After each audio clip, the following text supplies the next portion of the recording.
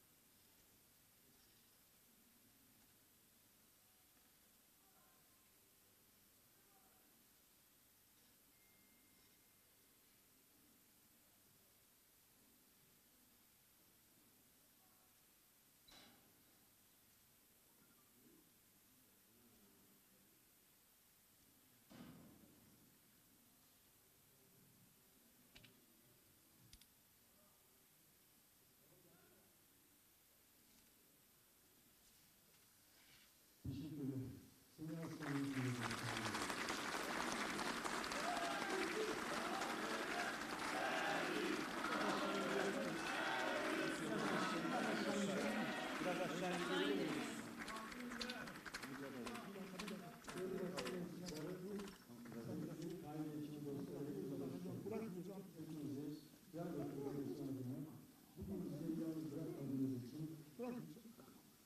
Saygılarımı sunuyorum. Hepinize bir kez daha teşekkür ediyorum. Barolarına, şahsılarına. Bugün buradan biz bir kez daha tarih için sesini duyuracağız. Diyarbakır Barosu olarak bir açıklama yapacağız. Sonrasında sevgili Türkmen için bir açıklama yapacak. Öncesinde ben bugün bizleri yalnız bırakmayan, bugün dayanışma gösteren ve buraya gelip Tahir Elçi'nin katledildiği yerde olmak isteyen misafirlerimizi sizlere söylemek istiyorum. Türkiye Barolar Birliği Başkanı aramızda, Ankara Barosu Başkanı aramızda, Adana Baro Başkanı, Mersin Baro Başkanı, Antalya Baro Başkanı, Sinop Baro Başkanı, Hakkari Baro Başkanı, Şırnak Baro Başkanı, Ankara Baro Başkanı, Aydın Baro Başkanı, Ağrı Baro Başkanı, Muş Baro Başkanı, Batman, Şanlıurfa Baro Başkanı, Van Baro Başkanı, Dersim, Bingöl, Adıyaman Baro Başkanları, İzmir, Bitlis, Siirt Baro Başkanları, Yönetim Kurulu üyeleri bunun aramızda. Aynı zamanda Hakların Demokratik Partisi Grup Başkan Vekili, Parti Sözcüsü aramızda, CHP Milletvekili aramızda. Ben tekrardan hepsine de hoş geldiniz diyorum. İsmini olsun, sonradan yazmadım gelen baro başkanlarımız da varsa affola.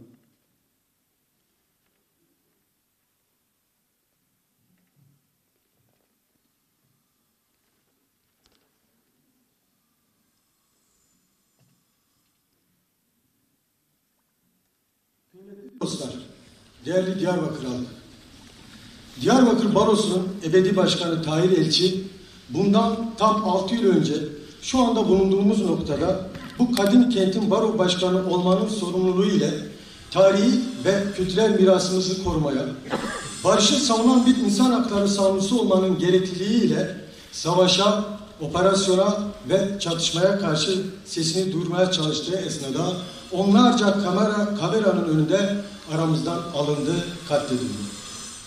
Tahir Elçi'nin katledildiği 28 Kasım 2015 tarihi aynı zamanda Türkiye'nin demokrasiden ve barıştan uzaklaştığı bir sürecin miladı olmuştur. Bu tarihi alanda başlayan çatışmalar o günden itibaren yükselerek ve yıkıcılığı artarak devam etmiştir. İnsan hakları ihlallerinde dramatik bir yükseliş görülmüş, hükümetin demokratik değer ve taleplere sırtını dönerek Kürt meselesinde güvenlikçi politikalara dönmesiyle bugüne kadar uzanan bir OHAL atmosferi yaşanmıştır. Karanlık bir dönemin başlangıcı olan bu cinayetin üzerinden 6 yıl geçmiş olmasına rağmen faillerin ortaya çıkarılmasına dair bir istek ve irade ortaya konulmamış, Elçi ailesinin, hukuk camiasının ve toplumun adalet duygusu maalesef tatmin edilememiştir.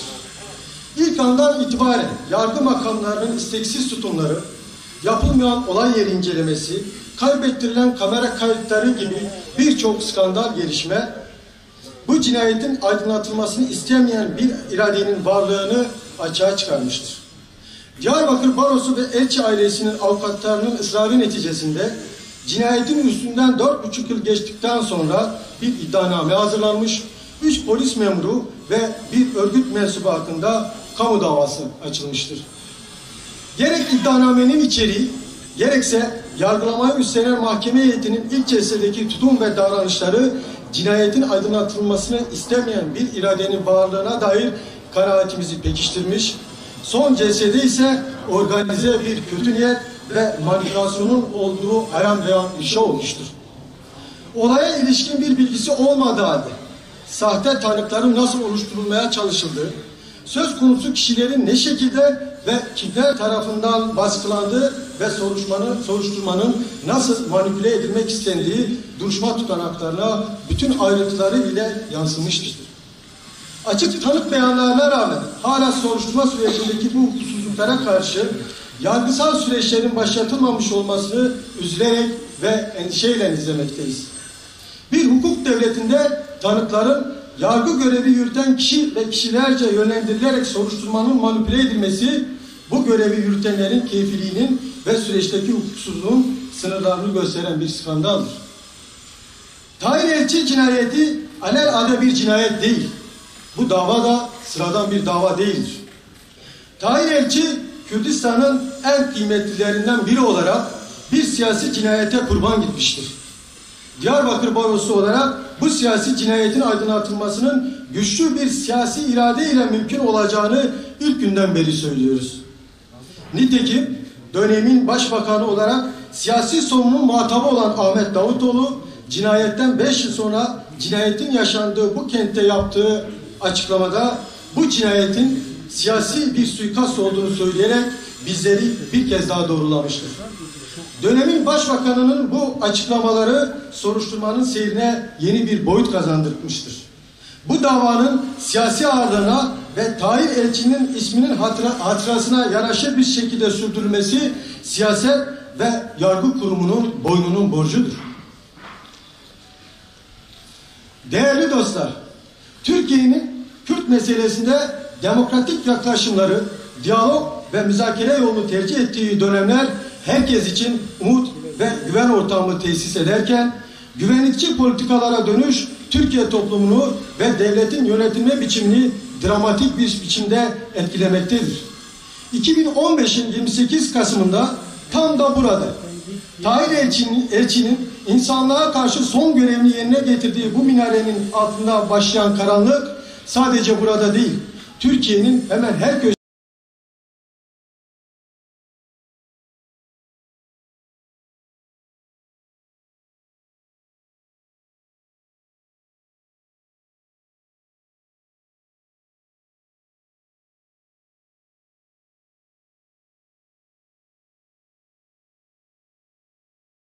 en önemli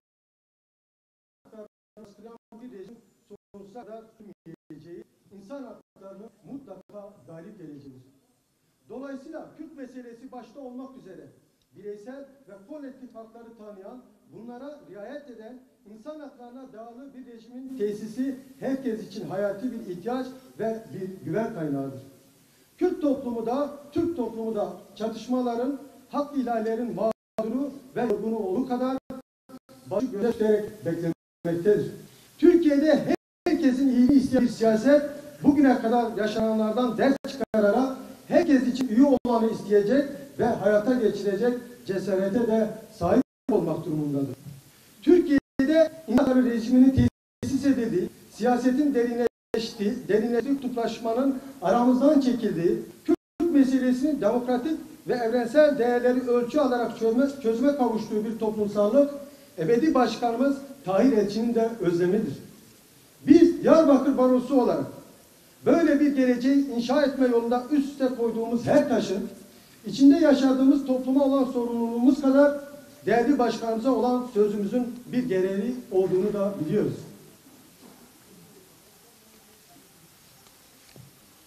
Bizler Tahir Elçi'nin dostları olarak ömrünü ağır insan hakları ihlalleriyle mücadeleye adayan, son nefesinde bile şiddete karşı barış ve demokrasiyi savunan ebedi başkanımızın aramızdan alınışının 6. yılında kendisini bir kez daha saygıyla anıyor, barış, demokrasi, özgürlük ve insan hakları mücadelesini sürdürmeye devam edeceğimizi onun aziz hatırası önünde bir kez daha yineliyoruz.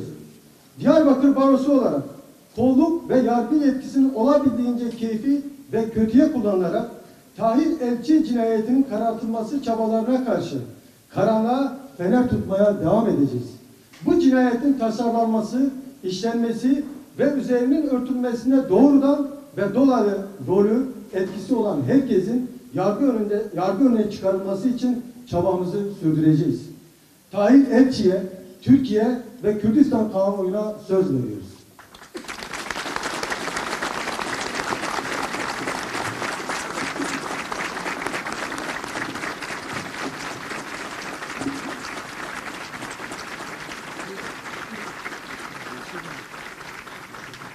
Bugün yine adalet çıkmazındayız.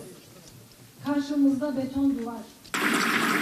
Dünyanın üstüne dayanır gibi adaletin hayatı. Bugün yine adalet çıkmazındayız. Karşımızda beton duvar. Barışın hayalini kurmanın bile nafile bir hayal olduğunu, bizden çok uzaklarda bir yerde olduğunu duyuran kurşun sesi hala kulaklarımızda. Ayaklarının altında öldüğümüz, ayaklarının altına her sonbahar geldiğimiz bu minare her gün çok uzaklarda bir yerde olduğunu kime seslenir? Kurşun sesi. Çeşmesinden kan akan şadırvanlı avluda duaların ayaklarının altında öldüğümüz, ayaklarının altına her sonbahar geldiğimiz bu minare gecelerimizi her gün çok uzaklarda bilinsin ki dirliğimize, huzurumuza, kardeşliğimize, umutlarımıza, karanlık ellerin sıktığı kurşunların enkazı altında kalan sadece etimiz, kemiğimiz, çocukluğumuz, geçmişimiz, toplumsal hafızamız değil, aynı zamanda adaletin kendisidir. Adaleti diriltmek de hukuku uygulayanların yegane görevidir.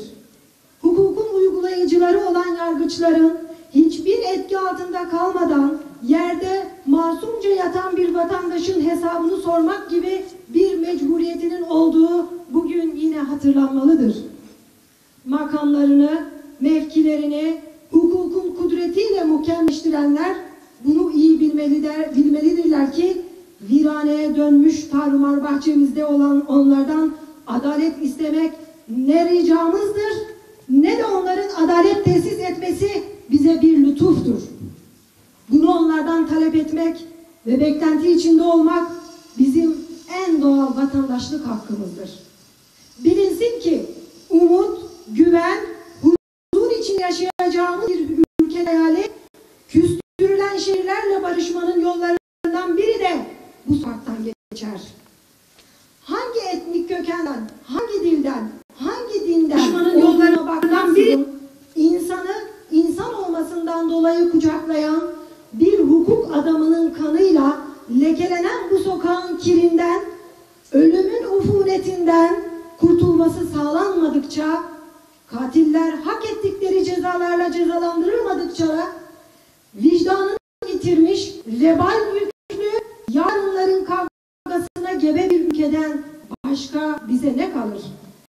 Bilinsin ki her sarı sonbahar bağrına al karanfil bırakılan kara taşlar bile isyanla dillenir. Mülkümün temeli adalettir diyen bir mülk, adalet tesis etmede acz içinde kalacaksa bu mülk nasıl güçlenir? Bu kutsal avluda adalet yüceliğiyle tecelli etmese, iktidarlar kendi avlusunda nazarımızda müntehirdir. Müntehir ki kendi eline kendini yok edendir. Yaşama hevesi ve ölüm korkusu arasında gidip gelen can yakan cendereden kurtulmak ve çıkmazdan çıkmak için hepimizin bir arada yürüyeceği yollar olmalı. Bugün yine burada 6 yıl geçmiş olsa da bir ölünün sesini duya duya silah, çatışma, operasyon, savaş istemiyoruz. Sözlerini tekrarlıyor. Şimdi her türlüsünü tarafına bakmaksızın elimizin tersiyle itiyor. Kul eliyle gelen ölümün karşısında duruyor. Bize bırakılan mirasa sahip çıkıyoruz. Devralınan bu mirasın güçlenmesi için bir kez daha adalet, adalet, adalet diye haykırıyoruz.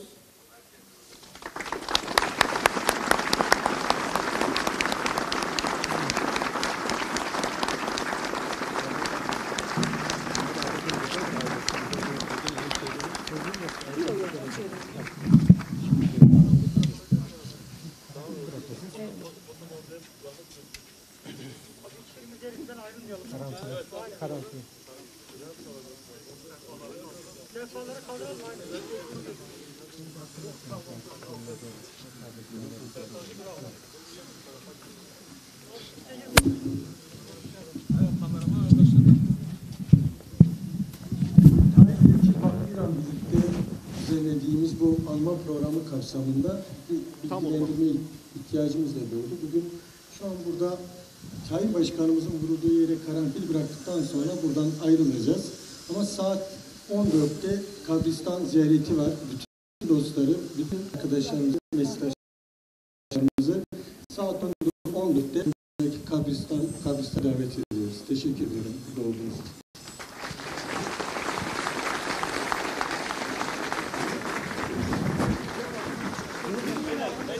Girmeyin arkadaşlar, girmeyin.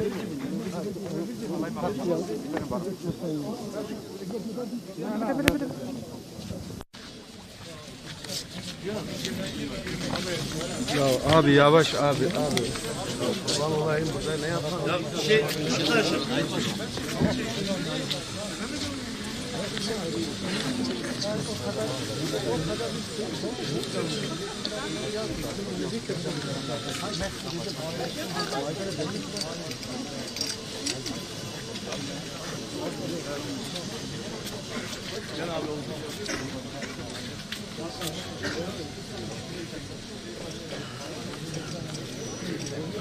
Alabilir miyim biraz? Hadi. Vereyim mi? Var mı? Yakında. Olmazsa o önce şuradan verin. Olmayan var mı?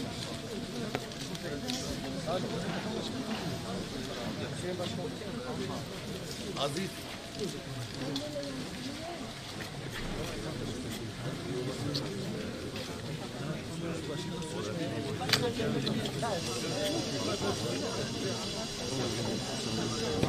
Abi senin önündeyiz. Bak dedik kimse girmesin, herkes girdi. Bir abi sen de hiçbir şey görmüyoruz.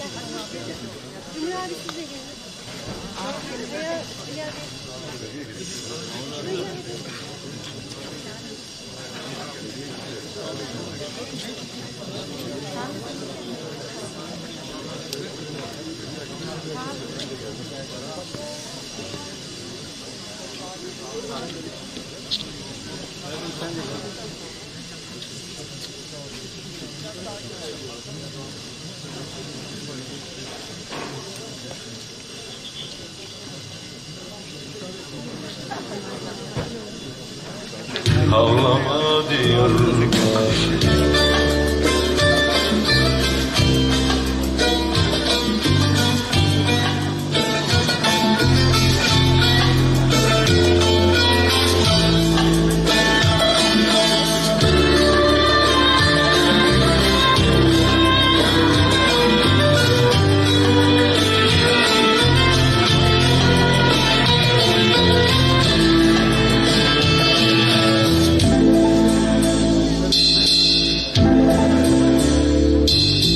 Diyarbakır yolunda toz olmuş dağlarım, bu hırçın depremlerle sarsılırım, kanarım. Arkadaşların yüzü ağır ağır solarken gün doğar yaylalarım. Kahrımdan tanırım, kahrımdan tanırım. Arkadaşların yüzü ağır ağır solarken gün doğar yaylalara. Kahrımdan tanırım.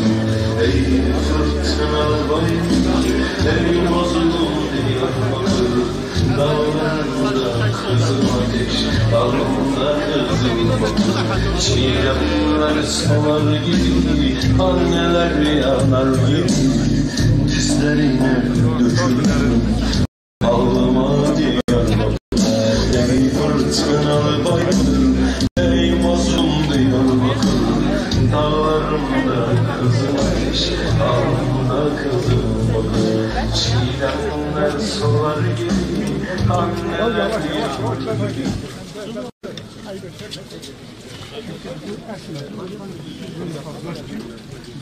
Hayvanı